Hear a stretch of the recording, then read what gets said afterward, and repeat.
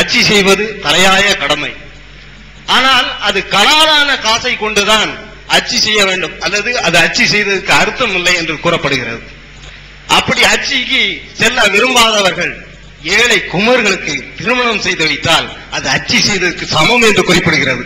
இதை பற்றி விரிவாக மதிப்புக்குரிய ஆச்சார் அவர்கள் தெளிவாக சொல்ல வேண்டும். கேள்வி என்ன இல்ல இதுல கொஸ்டின் என்னன்னா, இப்பொழுது ஏழை குமர்களுக்கு ஏன் அவர்கள் திருமணம் செய்து வைக்கவில்லை என்பதுதான் என்னுடைய கேள்வி.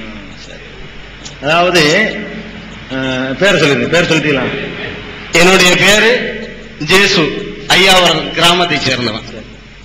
அதாவது முஸ்லிம்கள் ஏழை குமர்களுக்கு ஏன் திருமணம் செய்து வைக்கவில்லை என்று அழகான கேள்வி கேட்கிறார்.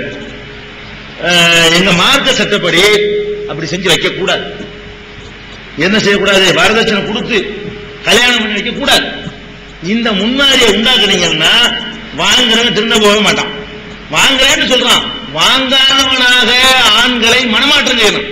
நான் பெண் வீட்டை 10 காசு வாங்க மாட்டேன் என்று மனமாற்றம் செய்து திருமணம் செய்ய வைக்க சொல்லலாம் சொல்லுதே தவிர 50,000 ரூபாய் கேட்கறானா 10 பேட்டு பிச்சை எடுக்க வேண்டியது, இந்த 50,000 ரூபாய் கொடு 1 லட்சம் பார்ப்போம்.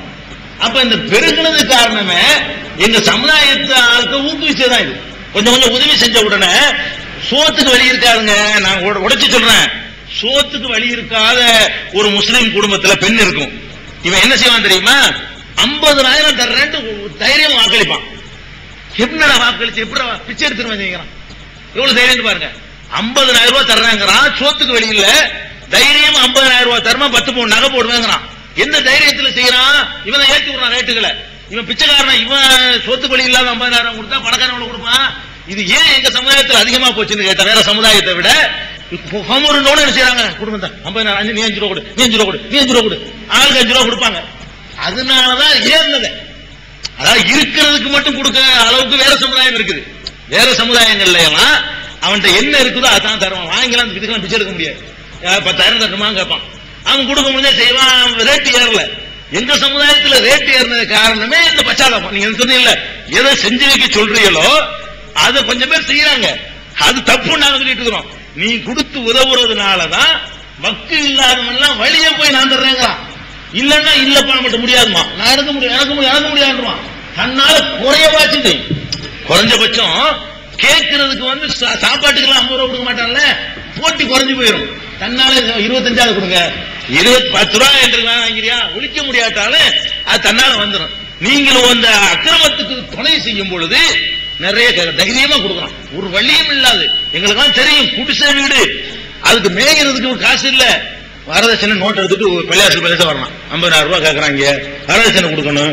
தென்காசில இருந்து மெட்ராஸ் வர்றான், நோட்டு தூக்கிட்டு பள்ளியாசல்ல வசூல் நடக்கும். அப்புறமேல கும்பகோணத்துக்கு போவான், தஞ்சாவூருக்கு போவான். ஒவ்வொரு 10 ஊருக்கு போயிட்டு வந்தாங்கன்னா 50,000 வசூல் பண்ணிட்டு வந்துடுறான். இந்த போக்குனாலதான் இந்த வக்கு இல்லாதவன் கூட வாக்களிக்கிறான். நாங்கள் ஒழிக்க பாடுபட்டு கொடுக்காதீங்க.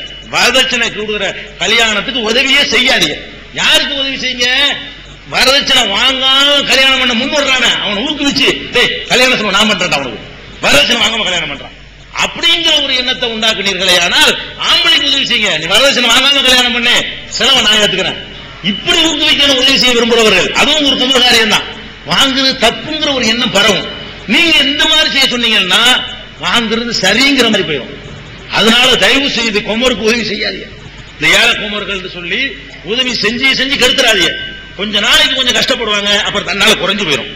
வேற சமுதாய அளவுக்காவது வரும்.